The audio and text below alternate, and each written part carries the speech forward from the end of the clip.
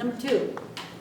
I'm concerned with how much our country is looking increasingly like a corporate oligarchy as opposed to a democratic republic. And I think it's true that in politics, money speaks and so do votes. But with the staggering amount of political apathy right now, money is speaking a lot louder. Even on this campus, I've found that people who are planning to vote at all is an exception rather than the rule. If elected, what will you do to promote civic engagement? Cool. All right. Well, I'm going to assume there's no way I'm going to get elected without civic engagement. And in fact, I think that the power of our campaign has everything to do with civic engagement. I entered into this race indirectly. I had only been active at the state and local level because that is where we engage. And because money is so powerful as you move up, the hierarchy of politics that, like it had never occurred to me in my wildest dreams why anyone would ever want to run, for levels of national office. It just seemed like preposterous. And when I heard a year ago that the president was putting Medicare and Social Security and Medicaid on the chopping block as the answer to the debt ceiling crisis, for me that was the breaking point. And I said, oh my God, we cannot let this go unchallenged. And thank goodness the Green Party has been there throughout this decade of fear campaign and smear campaign against independent third parties, because it's really been heavy hitting since Bush, Nader, Gore in 2000 that, oh, it's really dangerous. Third parties are really, very, very dangerous things. You don't want to have anything to do with them. And we've seen people really pull back from independent political parties. And the Green Party is really the only independent third party, non-corporate, that survived as a national force, that had enough activism around the country that we could actually get on the ballot in enough states to truly be a national candidate. And that's another difference between us and Rocky Anderson. He's on the ballot, I think, in 10 states. We're on the ballot for 85% of voters around the country.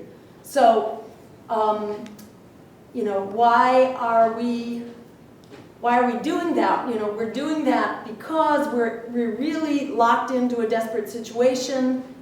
And I was recruited at that point to run. I got involved to help the party stand up to this and to not allow this outrage of wrecking Medicare and Social Security and Medicaid go unchallenged, because the American people don't want it. And the Green Party was the only way that we could actually have a national voice and stand up. So I kind of entered the race having to sort of be talked into it. It wasn't my intention.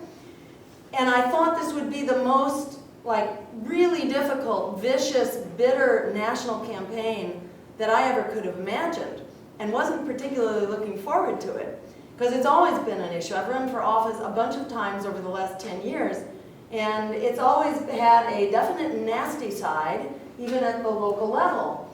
I thought it'd be much worse at the national level. Early on, before we even launched our campaign, I got called by a young woman at Western Illinois University saying they were having a mock election and that it had been held there 4 years prior. 4 years prior was at another Midwestern college. The press pays attention because it tends to predict the outcome of the election. And would I please come out? She was my campaign manager on the site and she wanted me to come. So I said, okay, because that's why we're in this race, to actually give a voice to young people and students who are otherwise disenfranchised. So I went out and I had 6 minutes to explain why young people should be voting green in this election in a campus that had never voted green or lefty or progressive or independent. And I had 6 minutes to run through our agenda, which I went through very quickly. And at the end of that 6 minutes, we had gone from 3% to 27% in their polls. And I was like flabbergasted, and I thought at first, wow, that just must be this campus. Maybe there's just some fluke going on here. But this was like the way that we were received, with the red carpet being rolled out by the Chicago Teachers Union, when the unions have usually just thank you for coming, but we can't let you speak. Just over and over before labor groups, before environmental groups and healthcare groups and student groups, we were getting the red carpet treatment here.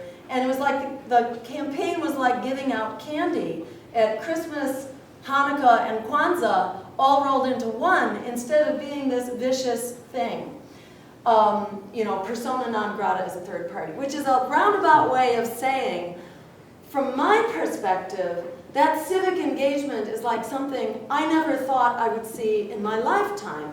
That there has been a political earthquake that had a lot to do with not only Occupy, but with what Occupy was responding to. That is this economic crisis, this education crisis, this generational, this climate crisis that has really left young people really at the breaking point, and so many of us at the breaking point. I think people are tuned out and disengaged when they don't know that there actually is a voice for them in this election.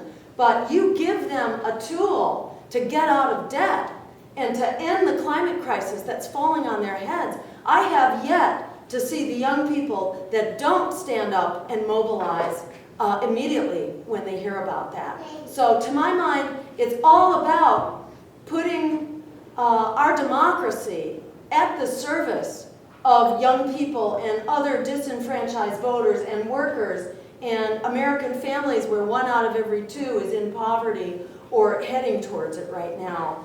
It's the fact that this predatory political system has locked everyday people out. That is what breeds disengagement and apathy. And that when you can actually tell people that there is a way forward and give people a voice and a real choice, that's what gets people engaged again to be the driver in our democracy. Thank you. You have some additions? Sure. I agree that the point that Jill made about what really causes disengagement and disenchantment, especially among younger people.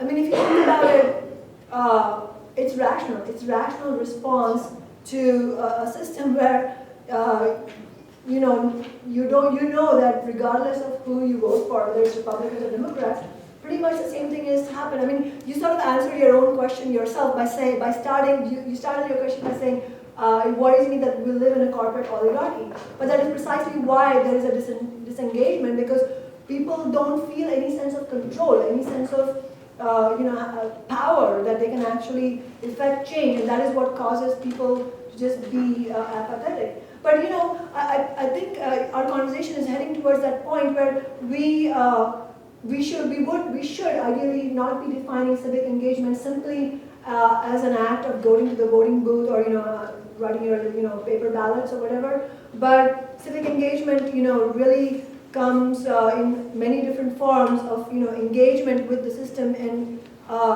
thinking of actions that can actually bring about change. And if you look at history, virtually all the changes have come not just by going to the polling booth, but through social movements, and social movements in concert with grassroots electoral campaigns together. And I think Jill already has given several examples of that. But a more live example we can add to that list, not so much electoral victory, but an example of how if people, and especially young people, feel empowered, then they will take action. Look at the Arab Spring. The Arab Spring, the Egyptian Revolution, the overthrowing of Mubarak, was done by huge numbers of young people who came onto Tahrir Square and put everything on the line.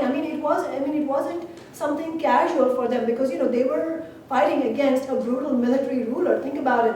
If you look at Democracy Now! And some of those interviews from January of last year, there were young people saying, you know what, we better succeed, we better win this revolution, because if we don't, we know they photographed us and we will be killed. They had a lot at stake, and yet that did not deter them from being so valiant and courageous in coming out. And we have our own homegrown examples. Look at the Wisconsin uprising that happened right after the Egyptian Revolution.